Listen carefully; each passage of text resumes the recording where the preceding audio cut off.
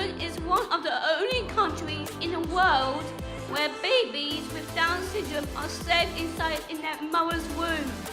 The issue of Down syndrome is centre stage in this abortion referendum. The No campaign say that Ireland could become like Iceland, claiming that prenatal screening teamed with legal abortion is leading to the eradication of people with Down syndrome. And so we travel there to find out. And it's where we met Hilma, the youngest of 5 boys and only one of 4 children born here in 2012 with Down syndrome. When he started to walk, he was only 18 months. Oh, really? Okay. For Hilma's mum, it came as a surprise, but not an unwelcome one. It's a beautiful thing, because I cannot imagine a world without people with Down syndrome. But of course, like I say, he's my son, and he is my gift. So it's easy for me to say, of course you will have it, even though the child has Down syndrome. It's easy for me because I have this great life with him. But Solney's experience is all too rare here. Statistically, there are very few children like him. And so concerned that Iceland could become a country without Down syndrome. That's the danger, absolutely. And how does that make you feel?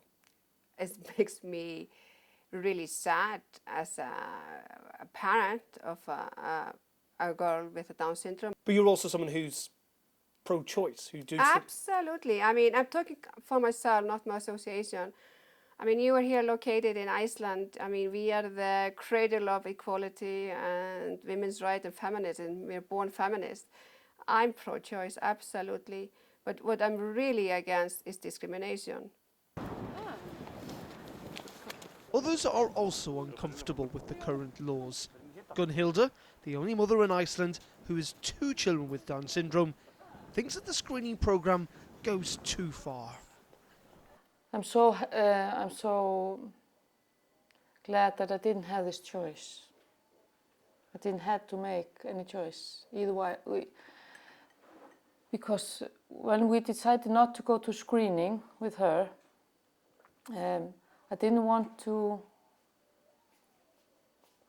We knew that we were going to have the baby that I was carrying, but I didn't want to know because I'm sure it would have affected my pregnancy. In Reykjavik, at the country's main hospital, abortions take place alongside births. And doctors here feel that the facts are being distorted. Can I just show you, this is it's a tweet, but it's been used by the anti-abortion groups in Ireland. I think it's being used because these numbers look bad. It looks as if we're out to eliminate people with Down syndrome. It's misrepresenting the screening program in Iceland. Back in Ireland, fathers like Derek would prefer if the children were not used in the campaign. The emphasis on children and on vulnerable looking children and the emphasis on people with Down syndrome as victims hasn't been helpful, and it's not. I and other parents don't find it very helpful that this is often the only context in which our children see kids like them is in this advertising. I wish they could see more kids like them in cartoons and television shows. We are as divided on the issue of abortion as any other randomly selected group of people. But leading No campaigners have defended the tweets and posters, denying their claims are misleading. The average abortion rate of babies with Down syndrome throughout the world, not just in Iceland, not just in Denmark, not just in England and Wales, where it's 90%, there is a global trend. The No campaign, or your campaign, love both, it's Project Fear, isn't it? You talk about an explosion of abortion. You talk about this will be an extreme form of abortion. You talk about that 100% of babies born with Down syndrome might well be aborted. You're trying to frighten people. I think that the Yes campaign deals more in fear when they create facts. Am I afraid about what could come in under this proposal? Absolutely. I'm horrified by it. As this campaign draws to a close, the use of Down syndrome has proved to be an emotive and difficult one for both sides. But the question facing people on Friday comes down to a simple answer. Yes or no.